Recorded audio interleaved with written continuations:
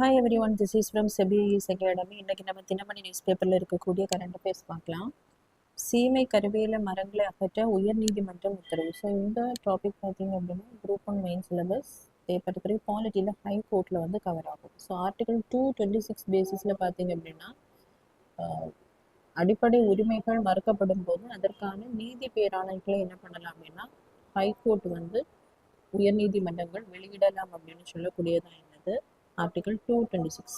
So அவங்களுக்கு வரம்பிற்குள் வரக்கூடிய அந்த இடங்களில் பார்த்தீங்க அப்படின்னா அடிப்படை உரிமைகளுக்கு அல்லாமல் வேறு சில காரணங்களுக்காகவும் என்ன பண்ணலாம் அப்படின்னா அந்த நீதி பேராணைகளை வந்து வெளியிடலாம். குறிப்பாக பார்க்கும்போது சுற்றுச்சூழலை பாதுகாப்பதற்காகவும் என்ன பண்ணலாம், நீதி பேராணைகளை வெளியிடலாம். ஸோ அதன்படி தான் பார்த்தீங்க அப்படின்னா இந்த சீமை கருவேல மரங்களை அகற்ற வந்து ஹைகோர்ட் வந்து உத்தரவிட்டிருக்காங்க. ஸோ இந்த சீமை கருவேல மரங்கள் பார்த்தீங்க அப்படின்னா ஒரு இன்வாசிவ் ஸ்பீஷிஸ், அதாவது கண்ட்ரோல் இல்லாமல் ஃபுல்லாகவே என்ன ஆகும் அப்படின்னா மொத்தமாக பரவி வளரும். அது மாதிரி நிலத்தடி நீரை வந்து அதிகமாக உறிஞ்சும், இருக்கக்கூடிய அந்த சாயில் ஃபெர்டிலிட்டியை ரெடியூஸ் பண்ணும். ஸோ இங்கே இருக்கக்கூடிய அந்த நேட்டிவ் ஸ்பீஷிஸ் எல்லாமே என்ன பண்ணணும்னா இது அதிக அளவில் கண்ட்ரோல் இல்லாமல் வளர்றதுனால இது வந்து அழிச்சிடும் ஃபுல்லாக. ஸோ அதுக்காக தான் பார்த்தீங்க அப்படின்னா ஆர்டிகல் 226 பேசிஸில் என்விரான்மெண்டல் ப்ரொடெக்ஷன். நெக்ஸ்ட் பார்த்தீங்க அப்படின்னா நீதிமன்ற அவமதிப்பு வழக்கு விசாரணை ஏப்ரல் 9 ஒத்திவைப்பு. ஸோ இந்த டாபிக் பார்த்தீங்க அப்படின்னா குரூப் 1 மெயின் சிலபஸ் பேப்பர் 3 பாலிட்டியில் ஹைகோர்ட்டில் வந்து கவர் ஆகும். ஸோ திருப்பரங்குன்றம் மலை உச்சியில் பார்த்தீங்க அப்படின்னா இந்த கார்த்திகை தீபம் ஏற்றுறதுக்காக உயர்நீதிமன்றம் வந்து உத்தரவு வந்து போட்டிருப்பாங்க.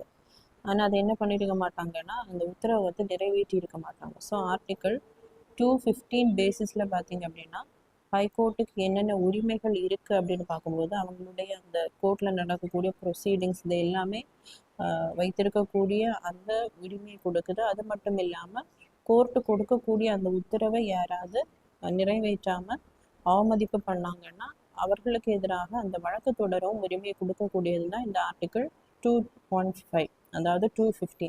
ஸோ இதுவே சுப்ரீம் கோர்ட் பார்த்தோம் அப்படின்னா ஆர்டிகல் 129 பேசிஸில் வந்து அவங்க வந்து கோர்ட்டு அவமதிப்பு வழக்கு வந்து தொடரலாம். ஸோ இந்த நீதிபதி கொடுத்த அந்த உத்தரவை வந்து செயல்படுத்தாதனால தான் பார்த்தீங்க அப்படின்னா இந்த ஆர்டிகல் 215 பேசிஸில் 215 பேசிஸில் மாவட்ட ஆட்சியர், மாநகர காவல் ஆணையர், துணை ஆணையர், கோவில் நிர்வாகத்தினர் மீது நீதிமன்ற அவமதிப்பு வழக்கு வந்து போடப்பட்டிருக்கு. ஸோ அதற்கான விசாரணை தான் ஒத்திவைக்கப்பட்டிருக்கு அப்படின்னு இந்த செய்தியில் வந்து குறிப்பிட்டிருக்கு. நெக்ஸ்ட் பார்த்தீங்க அப்படின்னா ரூபாய் 33,660 கோடியில் பாரத தொழில் மேம்பாட்டு திட்டம் மத்திய அமைச்சரவை ஒப்புதல். ஸோ இந்த டாபிக் பார்த்தீங்க அப்படின்னா group 1 prelim syllabus unit 5 Indian economy and development அட்மினிஸ்ட்ரேஷனில் வந்து இண்டஸ்ட்ரியல் க்ரோத்தில் வந்து கவர் ஆகும்.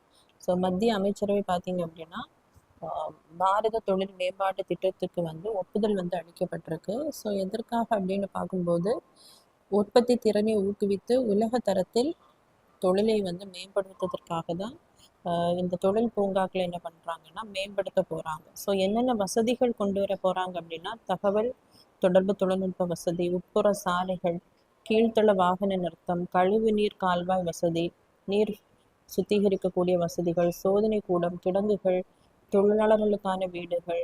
ஸோ இதையெல்லாம் கவர்மெண்ட் வந்து பண்ணி கொடுக்கும்போது தொழில் தொடங்குறதுக்கு வந்து அதிக பயனுள்ளதாக இருக்கும், உடனே தொழில் தொடங்குவதற்காக. ஸோ அதற்காக தான் பார்த்தீங்க அப்படின்னா இந்த உட்கட்டமைப்பு வசதிகளை வந்து மேம்படுத்தி கொடுக்க போகிறாங்க. ஸோ இது 1 ஏக்கருக்கு பார்த்தீங்க அப்படின்னா 1 கோடி வீதம் 100 ஏக்கர்லேருந்து 1000 ஏக்கர் பரப்பளவு இருக்கக்கூடிய அந்த இண்டஸ்ட்ரியல் பார்க்குக்கு வந்து நிதியுதவியானது வழங்கப்பட இருக்கு.